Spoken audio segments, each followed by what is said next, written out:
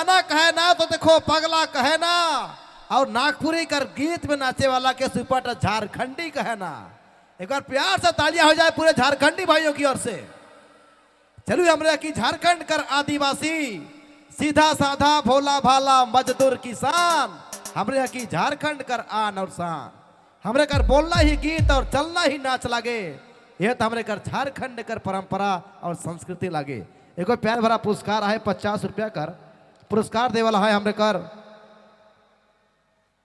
मांदरवादा कर नाम हमर दे है हमरे कर अरुण स्वासी, ग्राम सारिद केल कर रहे वाला 50 रुपया का पुरस्कार भेज जाए। बहुत बहुत धन्यवाद हमरे कर अरुण स्वासी जी के। चलो एकन बहनी हुई है, बहुत सुंदर बात है। लो सुहाना देवी जी, एक गाना के बाद डांस वाला कार्यक्रम की शुरुआत होगी। तैयार रहेंगे डांसर अपने डांस को लेकर। आइए सुहाना जी। थोड़ा सा माता बहने जो पीछे खड़ी है आप लोग के लिए जगह आरक्षित है, सामने आ जाइए, जगह खाली है आप लोग के लिए। जितने माता बहने पीछे खड़ी है आप लोग सामने आ जाइए, सामने जगह आप लोग के लिए आरक्षित है, खाली पड़ी हुआ है। और जो इधर बहने नाच रही है थोड़ा ध्यान दीजिएगा, हमारा जनरेटर इधर ही रखा हुआ है, किसी प्रकार का तार में डिस्टर्ब ना हो, क्योंकि अभी जैसा लाइट का समस्या जो है हो सकता है, इसको ध्यान रखिएगा। साथ ही जो लड़के लोग बदमाशी कर रहे हैं वो लोग को भी मैं चेतावनी देना चाहता हूँ कि इस बार का कमेटी काफ़ी ज़्यादा टाइट है, तो उस सब गतिविधि में आप लोग को नहीं फंसना है, क्योंकि आप लोग पकड़े जाते हैं तो फिर बहुत ज़बरदस्त पिटाई होगी। ध्यान दीजिएगा। धन्यवाद। चलो फिर से कर शुरुआत एक और गीत कर साथ। सुहाना देवी जी उपस्थित है और एक पसंद वाला गीत कर साथ।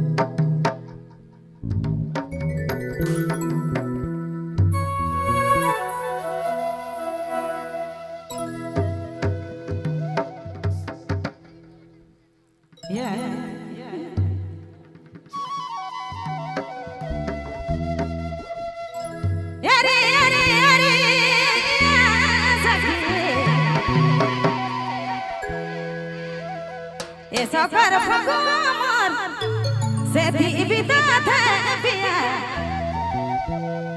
कजानी के घर संगे मती रहली।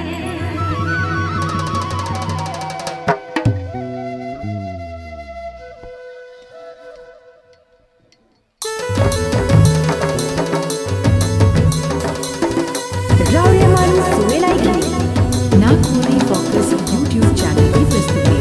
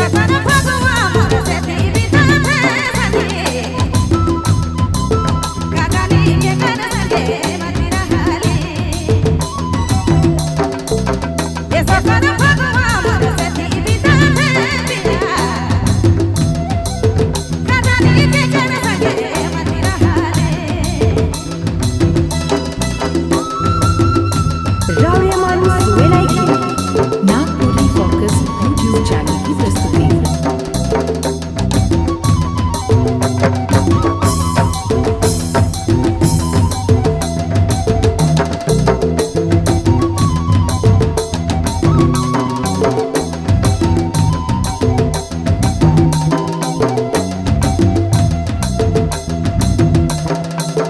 रंगाया मेरा धारी